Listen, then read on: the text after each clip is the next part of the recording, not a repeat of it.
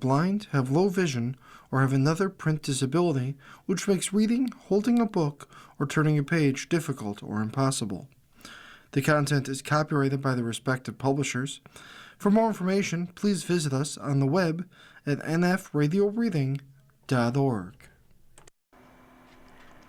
Welcome to Around Our Area. It's a weekly look at community newspapers from around Western New York. Your reader for this hour is Chuck Stevens.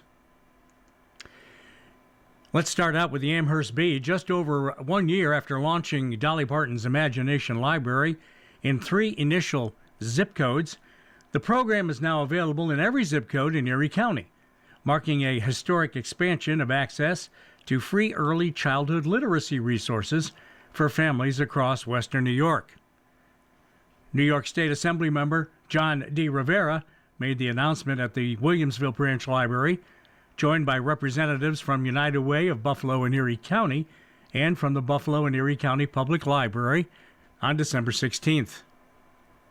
When I first secured state funding to bring Dolly Parton's Imagination Library to Western New York, it was always my hope that one day every child in Erie County would be eligible to receive free books in their earliest, most formative years, Rivera said.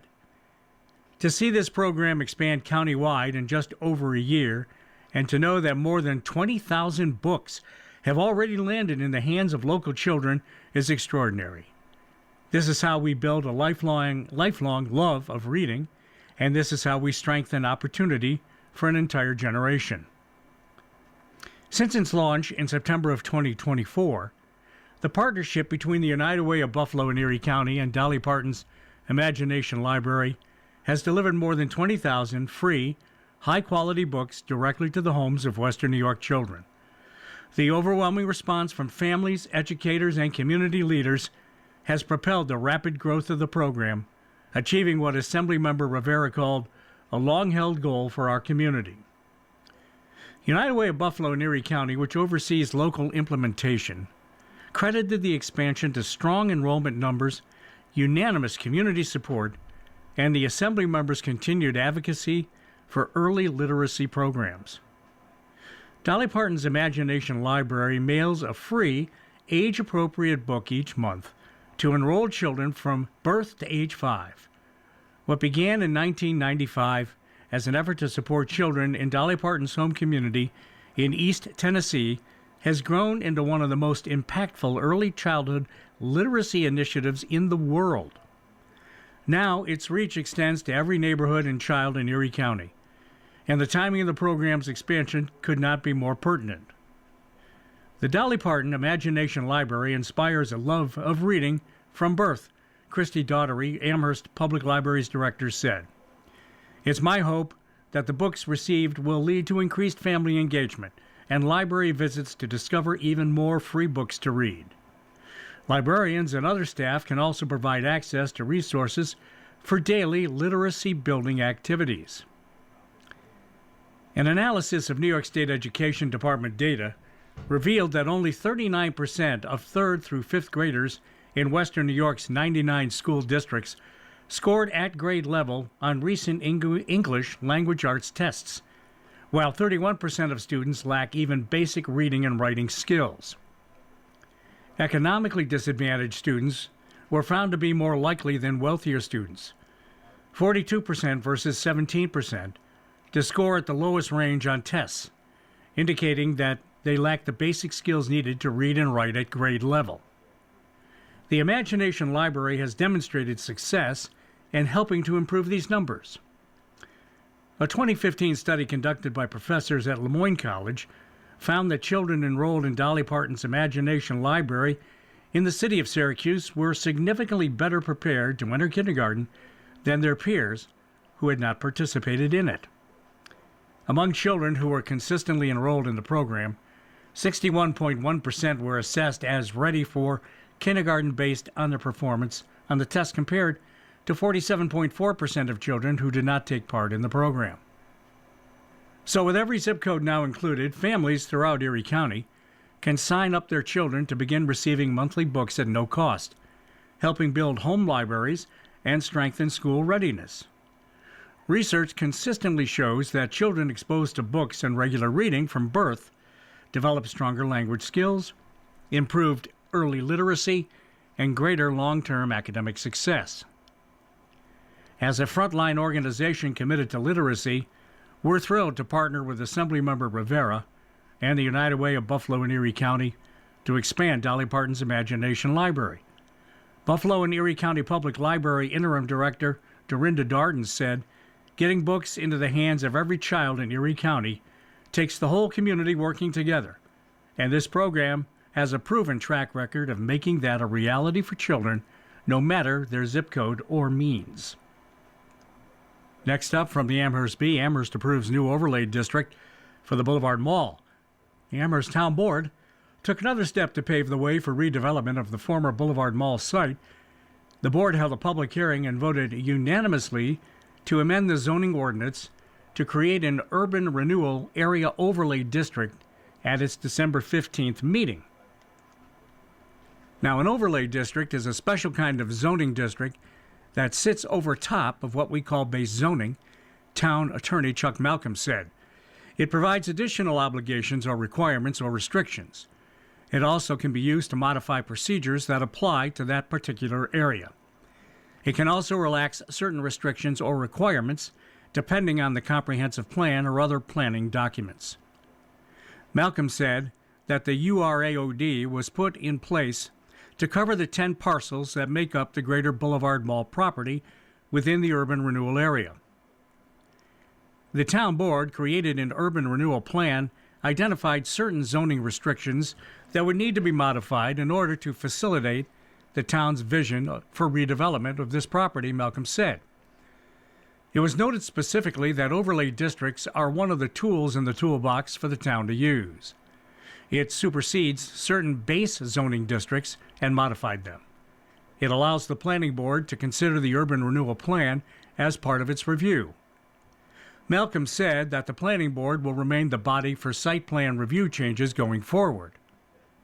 The Urban Renewal Area Overlay District Number 1 totals approximately 68.7 acres and includes 10 existing parcels.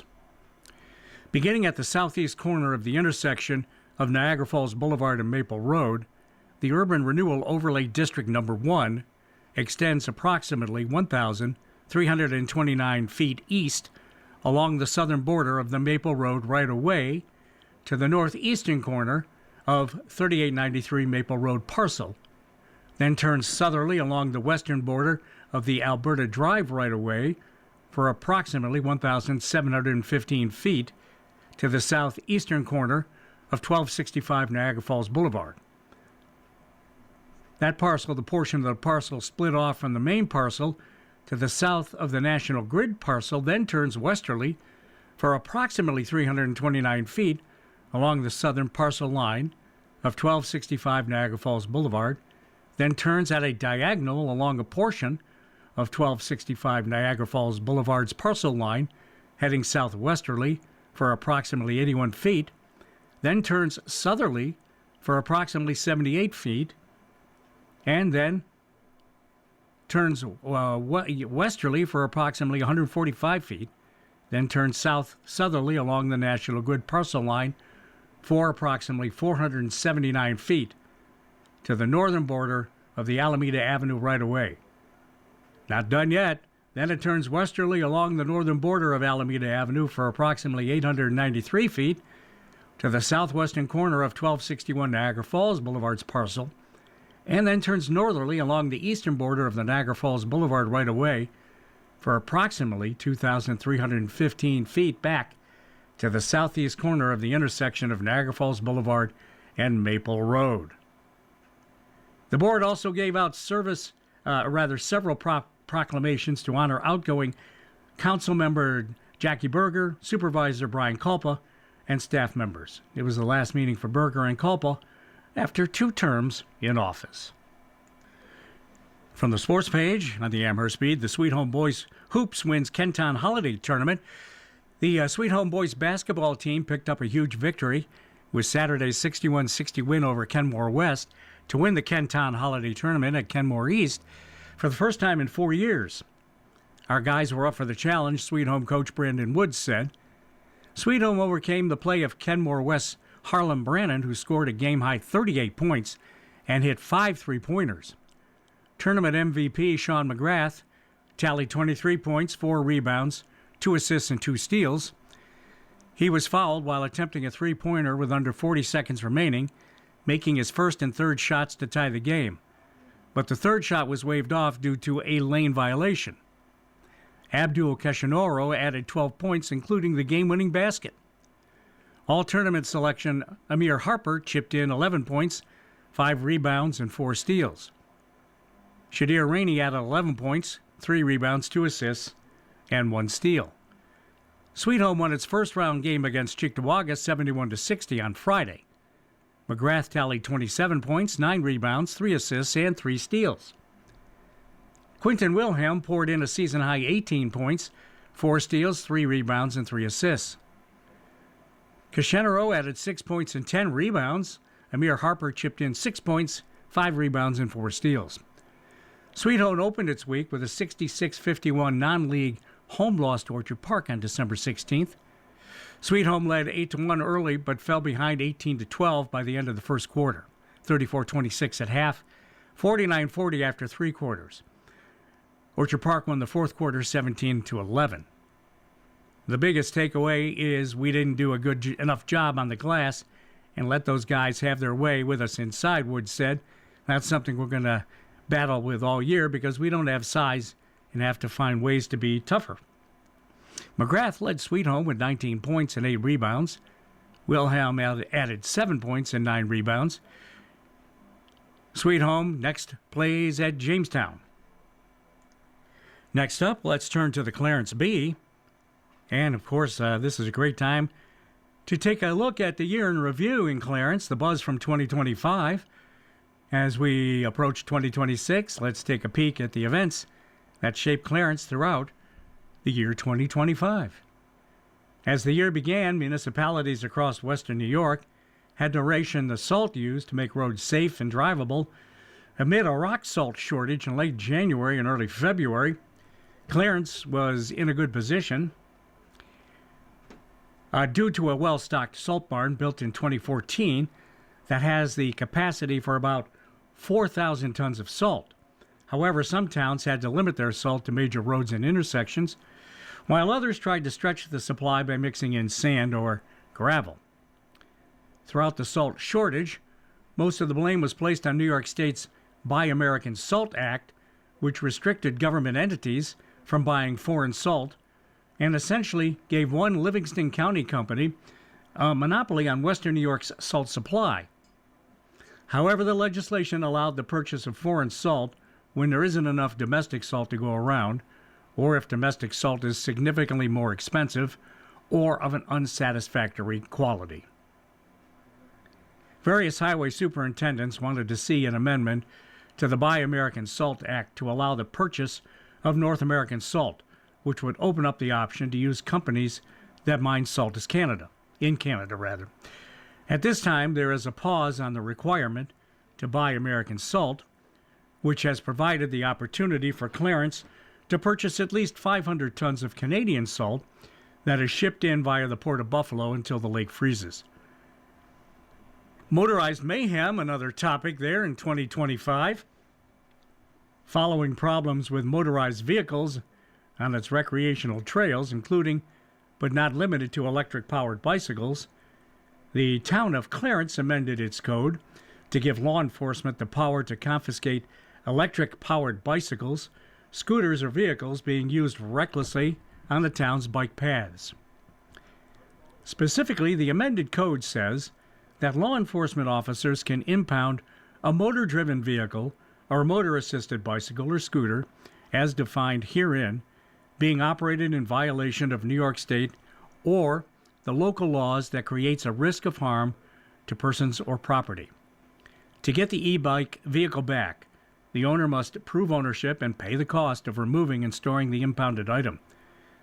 Pre-existing penalties can still be imposed as well, including a fine of up to $250, up to 15 days of imprisonment, or both. Some residents expressed concerns that they would be banned from using their pedal assist e-bikes, which can be an accessibility tool. Town attorney Larry Meckler responded that the law is meant to stop destructive, dangerous, and negligent behavior, not careful riders. It should not affect those riding responsibly. Next, a welcome place for all children. The Clarence Lions Club kicked its fundraising efforts into high gear as plans solidified for Clarence's first ever inclusive playground. The Lions held a fundraising kickoff party in November, showing off plans for a jungle-themed playground that goes above and beyond ADA requirements. The ground will be covered with mostly green surfacing and a blue river running through, complete with hippos and a lion, which are all climbable. Something that not only provides fun, but helps kids work on their balance. There will also be a large wheelchair-accessible glider designed to look like a Jeep where kids can pretend they're driving through the jungle. Kids who need more sensory input will have plenty of musical and colorful items to play with, and a picture board will provide a way for kids who do not communicate with words to point out what they want to do. Everything will be built to adult capacity as well, allowing caregivers to join the kids. Double ramps will go to every part of the playground except the tallest tower, making plenty of room for kids of all physical abilities to play together without traffic jams. And there are plans for a walkie-talkie system and binoculars for kids to play with at the lower levels of the playground. Other features include a big tube spiral slide, swings designed to accommodate different physical abilities and sensory needs, a wheelchair-accessible merry-go-round, climbable mounds in the ground, a slide built into one of the mounds, transfer pads at the sides for kids with mobility devices, and a lot more. The cost of the playground, more than $1 million, with the turf alone costing hundreds of thousands of dollars. The 14-member playground committee began planning with its wildest dreams, pared it down to a realistic plan, and has identified equipment deemed mission critical to present to donors. However, there are still stretch goals too. The Lions are hoping for a 2026 build date at a location in Town Place Park at 5400 Goodrich Road, between the baseball field and Lions Den Pavilion. Any businesses, organizations, or individuals interested in lending their support, you can make a donation at www.zeffy.com. Those interested in becoming an equipment sponsor or area sponsor can email clarenceplayground@gmail.com. And boy, what a great project. Next, honoring a hometown hero. After receiving the Assembly and Senate support early in summer, legislation to honor fallen serviceman Andrew Byers of Clarence was signed by Governor Kathy Hochul in September. On November 3, 2016, U.S. Army Special Forces officer Major Andrew Byers was killed in action after entering a dangerous area to rescue an Afghan ally and taking the front when leading his men to a safer position. Due to the recently passed legislation, the Clarence portion of Sheridan Drive, from Transit Road to Main Street, will be dedicated as Major Andrew D. Byers Memorial Highway, with permanent signage to be installed by the New York State Department of Transportation. Clarence Rotary Club member Bob Artis was the first to bring the idea to Assemblyman Paul Bologna, who had known the Byers family from a young age. When Bologna was elected to his current office, he made the road dedication one of his earliest proposals, a tribute not only to a hometown hero but to a friend, someone who he said was always welcoming and encouraging. His office saw the bill through the Assembly, remaining in contact with the Byers family all the while, and Senator Patrick Gallivan sponsored the bill in the Senate. As of the last update from Bologna's office, the date of the dedication was still to be determined in partnership with the New York State Department of Transportation. Next, from the Year in Review in Clarence, a tale of two chain stores. A long-anticipated Trader Joe's and a hotly opposed Tim Hortons both set their sights on locations in Clarence, receiving opposite responses from the community. Trader Joe's opens its doors just in time for the holidays on December 12th at 5017 Transit Road in the Eastgate Plaza, with massive crowds of people lining up to be among its first shoppers. Benderson Development announced the plans to open this Trader Joe's during a January 22nd town board meeting, confirming a rumor that had gained traction in the community, and a 9,000 square foot building that was once in Applebee's was demolished to make way for a 13,500 square foot grocery store. Prior to the proposal for Trader Joe's, Benderson's Development had been eyeing a Chick-fil-A restaurant to replace the former Applebee's. The Chick-fil-A proposal was nixed due to traffic concerns that mainly centered around its proposed drive-through.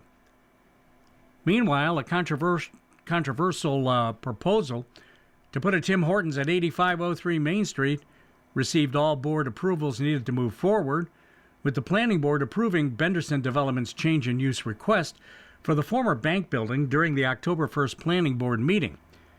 The coffee shop drew fervent opposition from the community for its location, a 3-minute walk from Harris Hill Elementary School's driveway and almost across the street from Nativity of the Blessed Virgin Mary School.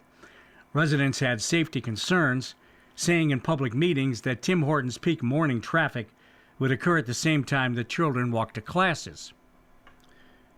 The original Tim Hortons proposal for this site was submitted by Kelton Enterprises and was halted at the State Environmental Quality Review as the New York State Department of Transportation and the Erie County Department of Public Works had wanted its driveways onto Main Street and Harris Hill Road to be right turn only. The restriction would have caused problems with the layout and drive-through, according to Kelton Enterprises' attorney. Reimagining the project as a change-in-use request avoided the restriction on left-hand turns by initially making no modifications to sidewalks, roads, or public areas, since the state and county stipulations were due to their jurisdiction over Main Street and Harris Hill Road, respectively. However, the new applicant, Benderson Development, has gotten the okay from Erie County to raise the Harris Hill Road sidewalk 6 inches, starting at its south property line, in an attempt to provide some pedestrian protection. Cell service strife, another 2025 story out of Clarence. Residents were divided over a proposed cellular tower on Schisler Road.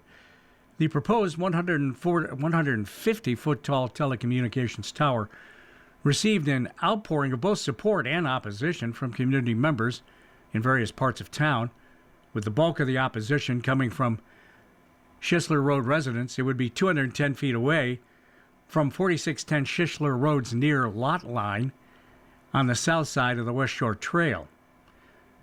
For many of the seniors living in Rock Oak, who sometimes cannot even reach 911 for their homes, the expanded cellular coverage is both a quality of life issue and a safety problem. Rock Oak residents shared a range of struggles during a March 5th planning board meeting, from an inability to participate in telehealth appointments to the likelihood of losing their spot in a phone queue to missing out on quality time with family members who have to cut visits short when there is an urgent phone call. During that same meeting, Noel Dill of Rock Oak owner Stefan Development said the problems aren't limited to Rock Oak Estates. The company hears similar issues from hundreds of apartment dwellers along Main Street and struggles to connect with residents via phone when addressing their needs or questions. Members of the business community also spoke in favor of the tower and shared concerns about lack of coverage, both for day-to-day business needs and for safety reasons during big community events. Many Schisler Road residents who spoke during the meeting said they have no problems with cellular reception, while some questioned the claims of poor reception from non-road residents. Others said that they were not questioning the coverage issues, but wanted to know why the tower needs to be in their neighborhood. Schisler residents have provided a variety of reasons for opposition to the tower, such as aesthetics, property values, health-related concerns that were not elaborated upon, noise, and whether the tower would provide the best possible coverage in Clarence Hollow. The town is legally unable to consider claims about potential health efforts of cell towers. Those concerns are under the jurisdiction of the Federal Communications Commission. You're listening to Around Our Area on the Niagara Frontier Radio Reading Service. Remember, plenty of ways to listen to your favorite content on your favorite podcast platform. Also online at nfrradioreading.org, and grab our brand new free app from your Apple or your Google Play stores too. Turning now to the Cheektowaga Bee. Jennifer Ortiz, 57, of Cheektowaga, was arraigned December 21st before Amherst Town Court Justice A&M Nichols on one count of vehicular manslaughter in the second degree, driving while intoxicated, leaving the scene of a fatal motor vehicle accident, and failure to exercise due care. It is alleged that at 6:02 p.m. on Saturday, December 20th, the defendant was driving a 2022 Jeep Compass southbound on Kensington Avenue in the town of Amherst when she hit a pedestrian near the intersection of Harlem Road. The victim, Cynthia Sitterell, a 70-year-old woman, also from Cheektowaga, was pronounced dead at the scene. The defendant is accused of driving while under the influence of alcohol and leaving the scene without reporting the incident to police. She was later arrested at her residence. Ortiz is scheduled to return December 26 for a felony hearing. The prosecutor requested that the defendant be remanded. She was released on bail, set at $25,000 cash, $50,000 bond, or $250,000 partially secured bond. If convicted of the highest charge, Ortiz, who was uninjured during the collision, faces a maximum sentence of 7 years in prison. Erie County District Attorney Michael Keene commended the Amherst PD for their work in this ongoing investigation and the Cheektowaga Police Department for their assistance. Investigators have been conducting a canvass for video surveillance and witnesses. Local residents and drivers who may possess security or dash cam footage of the area or the incident, or who may have other pertinent information, are requested to contact Amherst Police 716-689-1311. Next up, from the Cheektowaga Bee, youth hockey mentors to host memorial tournament in honor of a late friend. Longtime hockey mentors Tony Perino and Paul Matheson will be hosting a memorial hockey tournament in March in honor of their late friend John F. Tim, who devoted much of his life to helping local youth discover the joys of the sport. Held at the Cheektowaga Recreation Center, the three-day event will run from March 27th through the 29th and be open to teams of players 18 and under. Perino and Matheson are hoping to gather a roster of 8 teams to compete free of charge as a way to pay homage to Tim, who passed away in July following a fatal bicycle accident. Along with the tournament, the event will feature basket raffles, the proceeds of which will be donated to a charity of the Tim family's choosing. According to Matheson, Perino approached Tim with the idea of hosting a memorial tournament during Tim's celebration of life in the summer, and the pair have been working together since to make the arrangements. Myself and Matheson sat down and we talked, and I talked to John's wife to get her blessing to run a memorial tournament for him, Perino said. We picked Cheektowaga. It was centrally located, so it was a lot easier for a lot of teams to get involved here more than at any other rink. For Perino, who worked with Tim in several different capacities over the past 10 years, the tournament is about both honoring Tim's contributions to youth hockey and his legacy as a friend, father, and husband. Tim was such a good friend of mine. He helped me out in so many different situations. He did so much for so many in the sport of youth hockey, Perino said. This is the least we can do for our friend. At least we can do this to honor his memory and let his family know that we appreciated him and that we are thinking of him always. Coaching and reffing alongside Tim for many years, as well as watching their children grow up together, Matheson spoke to Tim's character and contributions to others. John was a servant leader. He was his whole life, Matheson said. He was a U.S. Army vet. He served 3 tours. He gave back in so many different ways, whether in our local community or to the hockey leagues as a volunteer in so many different areas. So it's certainly an easy and desirable thing to do something in his honor.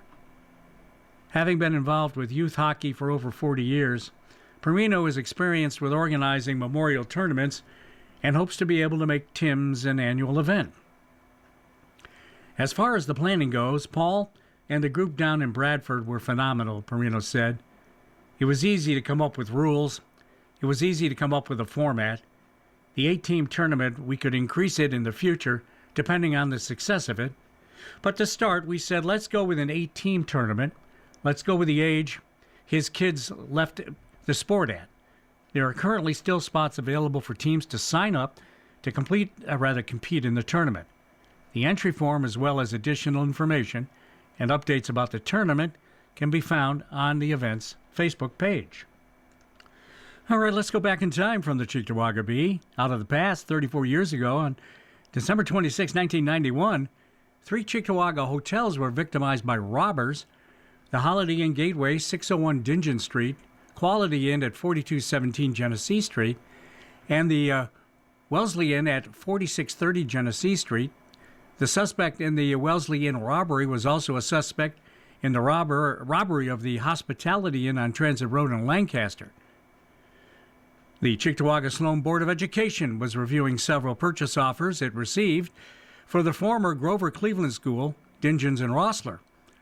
The district was seeking $600,000 for the 2-story building.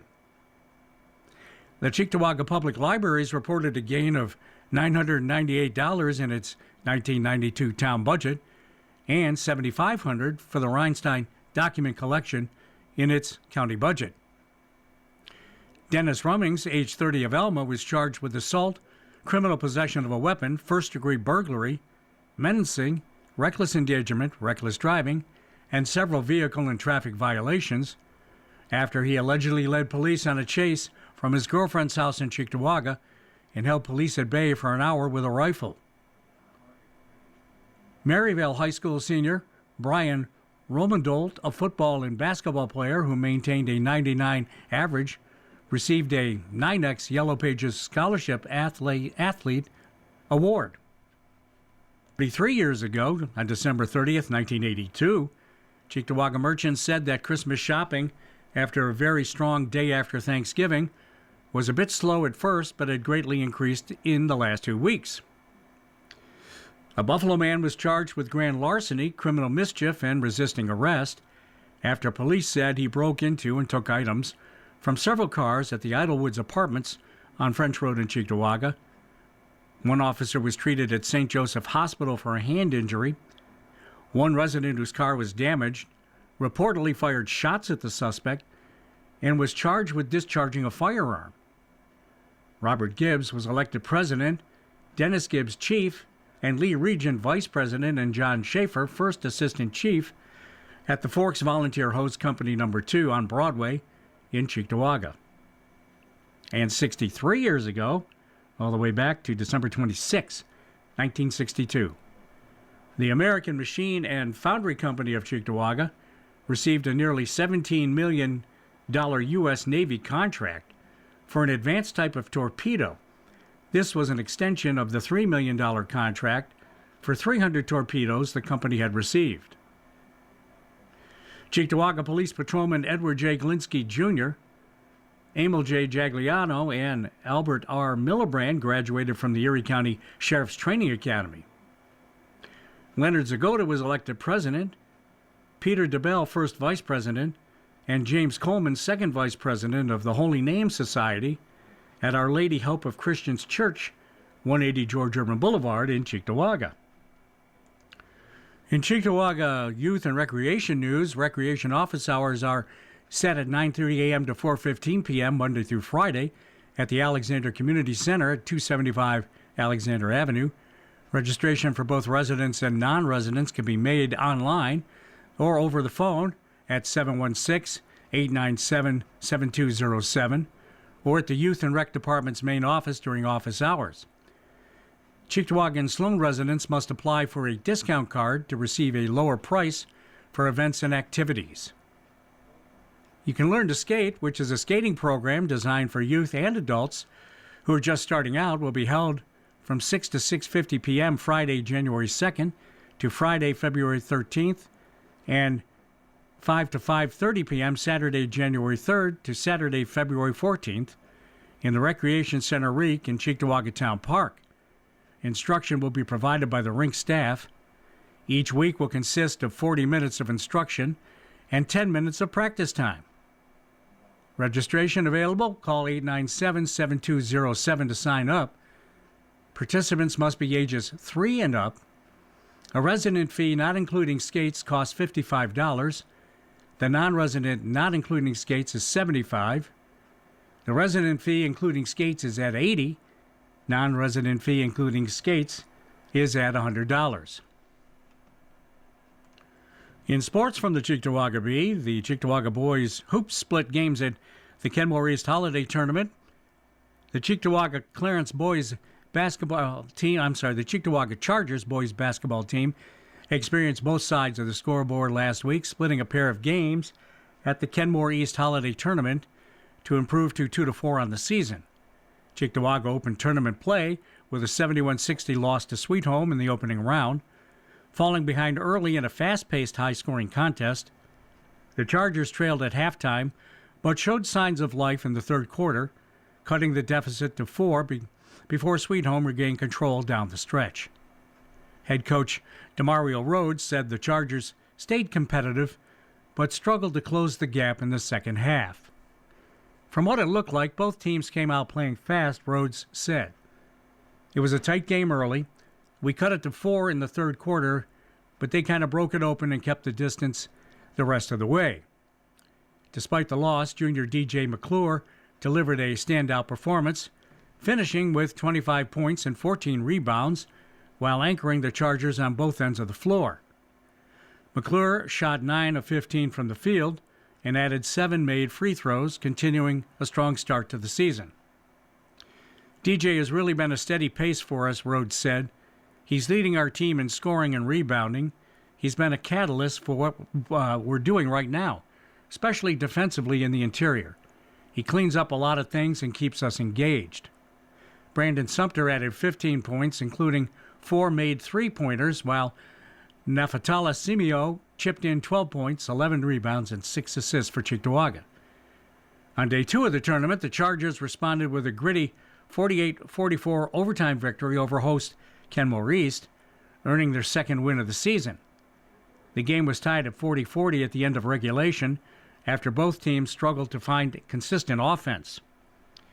It wasn't either team's best game, Rhodes said. You could tell by the low score, but it was a gritty game. The kids played hard. We just wanted to walk away with a win by any means. Cheektowaga trailed for much of the contest before finding momentum late in the fourth quarter. The Chargers went on a 14-0 run to take the lead, with Simeo scoring the final 6 points of regulation to force overtime. Our second half was definitely better, Rhodes said. We were down most of the game, but we picked it up in the fourth quarter and did just enough. In overtime, Cheektowaga leaned on its defense to secure the win. McClure again played a major role, posting 13 points, 15 rebounds, and 2 blocks. Simeo finished with 9 points, 5 rebounds, and 3 assists, while Abdi Sadik contributed 4 points, 7 rebounds, and 5 steals. We pride ourselves on our defense, Rhodes said. Our defense carried us, and our offense gave us just enough in that game. We lost a couple of games where we didn't execute late. It was nice to see us on the other side of it, especially as a young team learning how to win those situations.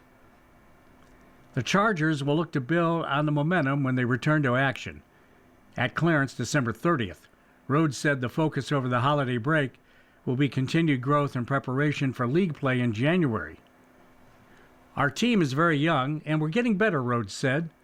There's a lot of things you can't teach. You just have to experience them. If we can bring our defense every night and get our offense going on the same night, we'll get to where we want to go. Let's check some police blotter news from the Cheektowaga Bee. Monday, December 15th, someone was arrested for alleged drunk driving on Marcus Drive. The driver was advised of DWI and Miranda warnings, and the vehicle was subsequently towed. Police responded to an alleged road rage incident on Union Road, where a man in a black Chevrolet Trailblazer allegedly followed another driver into a parking lot and blocked the exit, preventing the victim from leaving. Officers located the vehicle near a dispensary, took the suspect into custody, and towed the SUV. One arrest was made and a police report was filed. Police responded to a single vehicle crash on Broadway Street where a car spun out and struck a pole, also knocking down a mailbox and a fire hydrant. The vehicle was towed, and ECWA and NYSEG were notified. Someone on Linda Drive reported an incident of criminal mischief. The complaint stated that their vehicle had its tires slashed sometime overnight and expressed suspicion that someone from the building may have been responsible. The police filed a report. 3 vehicles were allegedly observed doing donuts around a security vehicle near the mall. One of the drivers was trespassed from the mall for 5 years. Tuesday, December 16th, a fired manager allegedly stole money from a register in a business on Transit Road. Police applied for a warrant and made a report. A group of 4 teenagers, all around 13 years old, were escorted from the mall after being caught allegedly shoplifting the previous day. Authorities noted that the group may have been involved in a separate shoplifting incident at another store, which is expected to pursue prosecution. The teenagers were ultimately taken to a nearby bus stop with assistance from mall security. One male was arrested for shoplifting on Thruway Plaza Drive. The male was also trespassed from the store and a police report was filed. A complainant fell victim to an online scam after responding to an online job listing. The complainant gave $270 to a person claiming to be selling a vehicle as part of the job, but never received the car. The suspect has since stopped answering calls. Concerned for their safety after sharing personal information with the scammer, the complainant contacted police, who added a checkpoint near the residence and filed a report. You're listening to Around Our Area right here on the Niagara Frontier Radio Reading Service. Next up, let's go to the Lancaster Depew Bee. The Village Board of Depew approves next phase of sewer project. The Village of Depew Board has authorized Phase 10 of the sewer system capital improvements project in response to the New York State Department of Environmental Conservation order during this week's Village Board meeting. Phase 10 marks the second to last phase of the village sewer project, which has been in development with progress being made over the past 3 years. As a part of this phase, improvements will include installation of a cured-in-place pipe lining system for 24,970 feet of sanitary sewer mains, manhole rehabilitations, resetting and sealing of manhole frames and covers, installation of manhole inlet protectors, storm sewer collection system improvements, trimming of protruding sanitary sewer laterals, and spot repairs of deteriorated sanitary sewer pipe. In order to complete this project, the Village Board is seeking to apply for grant funds from the New York State Environmental Facilities Corporation to cover the estimated maximum project cost of $3.5 million. If the total grant funds do not reach the total project cost, the remainder of the funds will be paid by the levy and collection of taxes from taxable real property in the Village of Depew. Additionally, to cover the principal and interest costs for the bonds, an annual appropriation will be made each year, which will be due in that year. If the annual appropriation cannot be paid off with grants and outside funds, those will again be levied on all taxable real property of the village. With the board's approval of this resolution, the village clerk and treasurer are now authorized to move forward with applying for bonds and making the resolution official and public. In other news, Village Mayor Kevin Peterson was authorized to sign an agreement with NOCO Natural Gas and Electric to be the supplier of the electric and gas to all village accounts. Before the end of the meeting, Peterson took time to hand out an inaugural recognition for a village resident who showed exemplary volunteer work throughout the year. As the inaugural winner, Brian Kraft was given an official recognition by the Village of Depew for the volunteer work he has done throughout the year, and the Village Board will look to continue giving out this award every year. Lastly, as this was the final meeting of the year, all members of the board took the time to wish all village residents happy holidays and a happy and safe new year. In other news from the Lancaster Depew Bee, county resolution critiques removal of Depew student for lacking vaccination booster. State law ties the hands of school districts. A resolution introduced to the Erie County legislature has highlighted a potential hiccup in current state regulations on how school districts handle students with a documented history of adverse reactions to vaccinations and boosters. Depew Union Free School District, caught in the middle of the county-state policy squabble, had recently disallowed a local youth from enrolling in classes due to her lacking a vaccination booster for meningitis. According to the resolution, the student had previously suffered a severe adverse reaction to that booster. It is unfair that a high school senior is missing this very important year. School districts are looking for guidance, and the state must provide that guidance by allowing for medical exemptions, said the resolution's sponsor, Erie County legislator Frank Tadero, who added that a doctor provided the necessary exemption for the student. Tadero's resolution specifically supported a state Senate bill allowing for vaccination and booster exemptions for vulnerable students when approved by a physician. The resolution of support ultimately passed at the legislature's most recent meeting. I'm grateful to my colleagues for supporting this resolution. The actual bill has bipartisan support in Albany. I'm hopeful it will pass, allowing school districts to continue allowing students to attend school if they receive necessary exemptions from certain immunizations, Tadero said. DUFSD Superintendent Katie Smith responded to a request for comment about the student's removal, emphasizing that the district is following state law. The district complies with relevant legal requirements related to student immunization, Smith said, citing a section of New York State public health law and its corresponding regulations. New York State school districts are required to prohibit unvaccinated students from attending public school. She added, should New York State legislation change, all school districts in New York State will have to comply accordingly.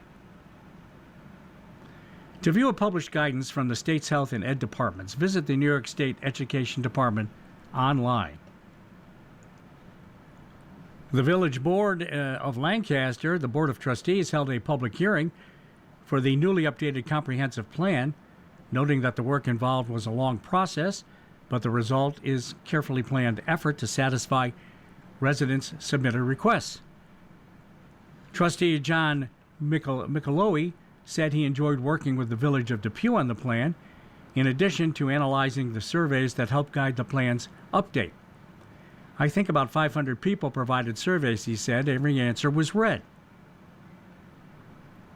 Michelowicz said he created a spreadsheet to analyze the most common requests, noting that one overwhelming point made by residents was a need to get around on foot. It really seems like what's important to the people in this village is walkability, he said. It was interesting to see what everybody wants and likes and what they don't like. Code Enforcement Office Matt Ficcione said it was a long process that relied on information before we formulated this plan. To learn more about the updated comprehensive plan, visit the village website at www.lancastervillagenewyork.gov. You can also call and make inquiries at 716-683-2105. Let's go back in time in the Lancaster Depew area in the Out of the Past column. 47 years ago, Thursday, December 21st, 1978. In the Depression years, Christmas was in short supply. There was a time when people didn't worry about Christmas being too commercial because they were grateful for any display of tinsel they could afford. Like everything else, the flash and pomp of Christmas was in short supply during the hungry years of the Great Depression of the 1930s. Look for a moment through the eyes of those who lived through them at Christmas in the decade when any little holiday extra had been scrimped and saved. Frank Zack of Olmsted Avenue in Depew can remember when people might have lined up at the Lancaster Town Hall for free flour and sugar for the Christmas baking. In those days, you couldn't buy a job, he said. He was one of the luckier ones. Part of the money for Christmas came from the logs he and his brother brought home in a wagon from Cattaraugus County. We used to bring logs home and cut them and split them, and we sold some of the wood, he recalled. My mother used to make us a Christmas treat. She would take the marrow bones and boil them, and then skim off the fat and save it and mix it with flour. Then she would make soup that was a real Christmas soup. When Bernice Went of Zorba Avenue, Cheektowaga, was growing up in Buffalo, a lot of her shoes that made the trek through the winter snow was her grandmother's gift to her each year. For Christmas dinner, we always ate whatever fowl was the cheapest. If chicken was the cheapest, we had chicken, she said. My mother knitted and crocheted a lot of our gifts. My dad was a carpenter, and he was laid off. We made do. When Celia Bruce of Legion Parkway, Lancaster, was a young wife with a son on Wayne Street, her husband earned money as a Christmas dinner dishes for the Works Progress Administration. When he went to work for the WPA, he made $18 a week, and we thought we were rich, she said. I remember he brought home the pay, and we bought my first new pair of shoes for Christmas. Rose Davis of Legion Parkway was a neighbor then with 3 young children and a husband out of work. One Christmas, I bought him a 25-cent ham. That was all we could afford. In the days before electric toys, Brownie Michalowski of Broadway in Depew said children were grateful for what they could get. Our mothers would make our presents, he said. They would crochet woolen socks and gloves, and we were glad to have them to go to school. The women made clothes or paper dolls for Christmas, said John Prost of Brant Street in Depew. My mother ripped up her old dress once, he remembered, and made my sister a new dress. Sometimes we just got a belly full of food. My grandmother and I would get up at 5 a.m. while the men were still sleeping to cook the Christmas dinner at 1 p.m., said Florence Ernst of Lake Avenue, Lancaster. We put a wet towel on the turkey and kept it moist. We really worked on Christmas Day. So you're listening to Around Our Area here on the Niagara Frontier Radio Reading Service. Chuck Stevens is your reader, and let's jump over to the Kenton Bee.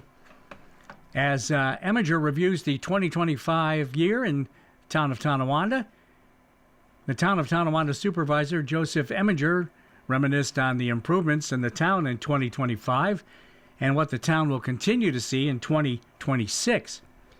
The town continued efforts to maintain and enhance our water and sewer infrastructure. It's not a sexy topic, but it's one of the key components in maintaining a community's economic growth. You've got to have good infrastructure, which is good economic strategy. We spent a lot of money doing a lot of projects as part of the water and quality improvement program through the state. We have 4 WQIP projects in total in the past 4 or 5 years, and we put $20 million in infrastructure there. That should always be on the forefront of the town board agenda, said Eminger. The Paddock Chevrolet Spray Park opened in June, along with other venues in the park, such as pickleball courts and ice arena. The recreational programs in the town were enhanced in a cost-effective manner, explained Eminger. We drew people from all over the region to use our spray park, which is exciting. Grandparents and parents brought their children and grandchildren there. They were thrilled that the town would do something like this, added Eminger. The police department got a new canine dog named Hawk. He will assist the police department with his abilities to track, do an article search, building and open area search, chase, and apprehension. The police department also had another canine recruit, an English bulldog named Lucy. She serves as the department's first ever therapy dog and started working this past summer. She assists with victims of crime, helps people going through traumatic experiences, people suffering after losses, and other individuals in crisis. She will help build relationships between police officers and citizens, especially kids. The Sumitomo Rubber Plant Closure Task Force Review Committee selected the consultant team of Strategic Development Group, Terracon, and Nussbaumer and Clark Incorporated to conduct a site analysis, impact, and feasibility study of the Sudimono plant in the town of Tonawanda in June. The study provided a comprehensive report on the site, conditions, geotechnical data, environmental impacts, infrastructure assets and needs, and marketability of the 129-acre property. On October 14th, HWA Fong Rubber announced their intent to purchase the former Sumitomo Rubber USA manufacturing facility and property in Tonawanda. They'll bring jobs back into the community. The town and county partnered with representatives from Sumitomo to get the property sold, so it won't be sitting long. We worked very hard on that. We're grateful for their efforts to make sure that it didn't happen and got sold, noted Eminger. The town will continue its eminent domain action on Huntley Plant, stated Eminger. In 2026, the town will take the title to the property, he added. The town also held a hearing in the chambers in June to discuss with residents on roads, bike paths, trails, road safety for both bikers and auto drivers. About 200 people were in attendance. A road diet was proposed for Colvin Boulevard, and after getting input from residents, the town decided to not go forward with it. However, the New York State Department of Transportation went forward with bike lanes on Sheridan Drive. We were not in favor of it. I still get emails on it. Road safety is an ongoing topic that the town board will continue to address, Eminger stated. Earlier this month, the town entered into an intermunicipal charter agreement in support of trails and waterfront access between the three Tonawandas. The town supervisor and the mayors of the Twin Cities signed an intermunicipal charter to support greenway trail connectivity and improved waterfront resources. This charter serves as a renewal of the original one signed in 2019, which expired after 5 years and will lead to a decade of collaborative work between the three Tonawandas. So looking ahead at 2026, Eminger stated that the town is getting ready to roll out the ambulance corps service. We announced that in October of 2024 that we will have our own town ambulance corps. We've been working on it for the last 15 to 16 months to get it up and running. We ran into roadblocks along the way, getting approvals from state, and difficulty getting employees to be EMTs took longer than expected. We had to alter our original plan from a 24/7 to 8-hour service from 10A to 6P. The town hired 4 full-time and 2 part-time EMTs to man the operations. Twin City Ambulance will continue to provide service the rest of the day. Eminger added that this arrangement is mutually beneficial to the town and to Twin City Ambulance, and this service will also generate revenue for the town, having a positive impact on the budget.